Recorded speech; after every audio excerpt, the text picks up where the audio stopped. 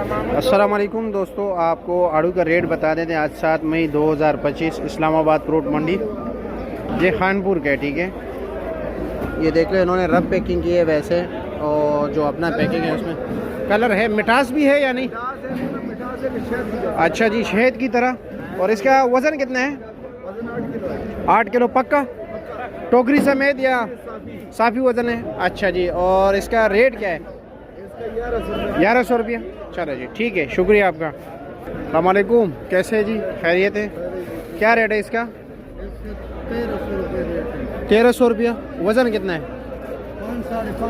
5 साढ़े 5 किलो। अच्छा जी, और ये वाला 1300 रुपये। उसका वज़न?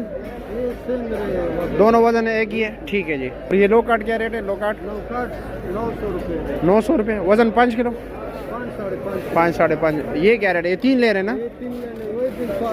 वो भी स्वाद क्या रेट है?